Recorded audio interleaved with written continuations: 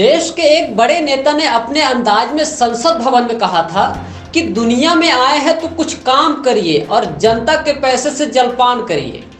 दुनिया में आए हैं तो कुछ काम करिए और चंदा के पैसा से जलपान करिए। आज के टिकट की जंग एपिसोड में आपको दिखाएंगे रीवा विधानसभा को, जहां एक तरफ बीजेपी से विकास पुरुष के नाम से मशहूर राजेंद्र शुक्ल हैं, तो वहीं कयास लगाए जा रहे हैं कि कांग्रेस से राजेंद्र शर्मा। और गणित का नियम कहता है कि दोनों पक्षों में यदि समान राशियां कट जाती हैं, तो यदि राजेंद्र शुक्ला और राजेंद्र शर्मा से राजेंद्र काट दिया जाए तो बचते हैं शुक्ला और शर्मा। बस यही से मात खाते हैं कांग्रेस के शर्मा। बताएंगे आपको आगे क्यों। तो वहीं रीवा से कांग्रेस में बाबा भी है, तो वहीं रीवा कांग्रेस में दावेदारों में एक महिला प्रत्याशी भी है। लेकिन क्या कविता लिखी जाएगी या बस गुनगुनाई ही जाएगी? तो क्या युवा और नए चेहरे विनोद शर्मा को कांग्रेस टिकट देकर चुनाव में असर डालेगी? क्योंकि विनोद शर्मा राजेंद्र शुक्ला के खिलाफ हमेशा मुखर रहे हैं और यही एक है कांग्रेस में जो राजेंद्र शुक्ला के दांत में रोटी की तरह फंस सकते हैं। तो वहीं रीवा की जनता कुछ पार्टियों के नाम ही भूल गई है। अब आइए जानते हैं पूरे तथ्यों को विस्तार से।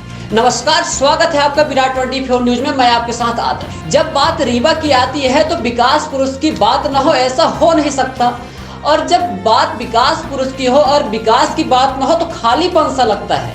आइए आपको दो तरह के विकास बताते हैं। टिकट की बात तो करेंगे, उससे पहले विकास की बात हो जाए।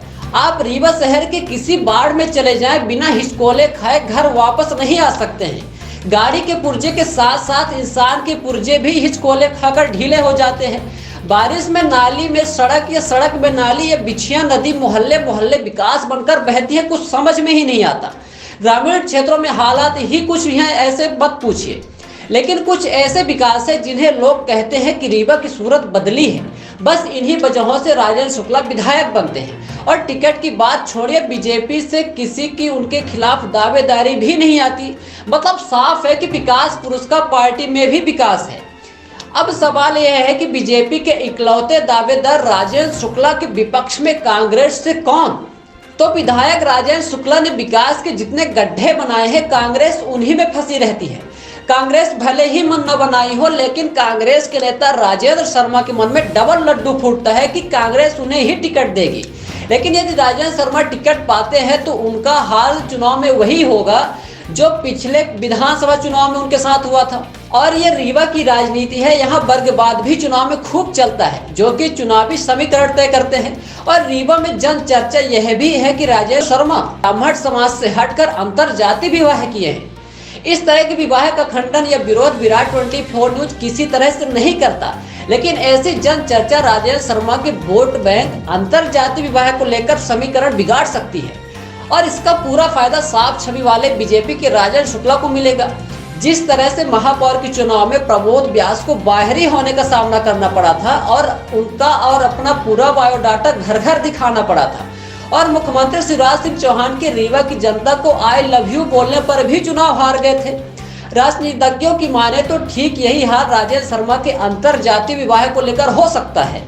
कांग्रेस में प्रत्याशी तो इतने हैं कि पहले कांग्रेस पार्टी इन्हें नहीं चुन पाती, फिर जनता चुनना भूल जाती है।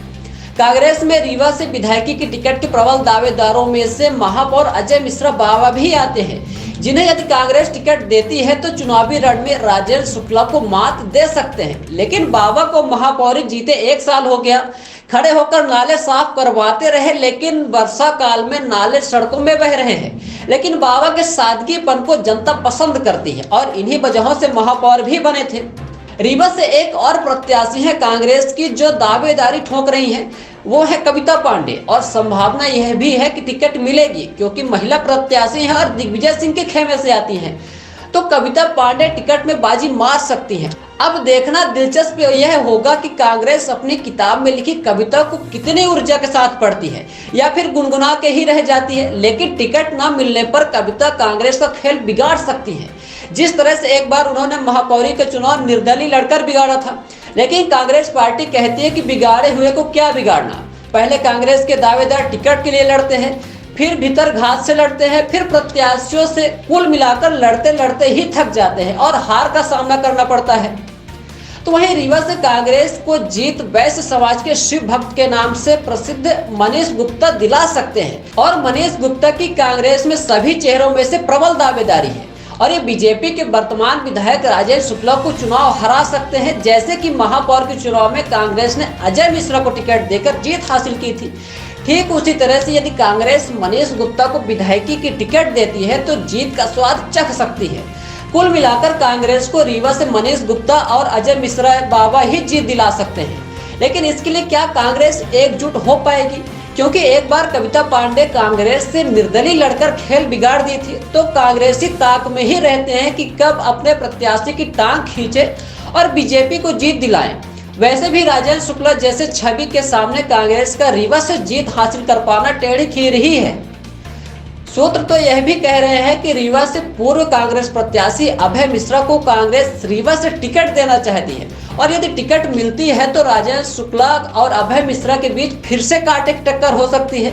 तो वहीं रीवा विधानसभा में कुछ गुमनाम पार्टियां भी हैं, जैसे बीएसपी, न पार्टी का पता न प्रत्याशी का।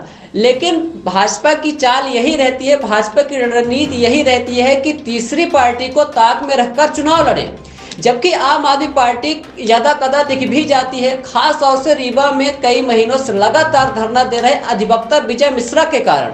राजनीतिज्ञों लोगों की माने तो बीजेपी में महाराजा पुष्पराज सिंह को मुस्लिम वोट और राजघराने की राजनीति को साधने के लिए शामिल किया गया है, जिससे कांग्रेस और भी कमजोर हुई है। क्योंकि कांग्रेस के मुस्लिम प्रत्याशी मुजीब खान जब चुनाव लड़े थे तो अपने ही समाज की पूरी वोट नहीं पाए थे, इसलिए महाराजा साहब को बीजेपी में शामिल किया गया है।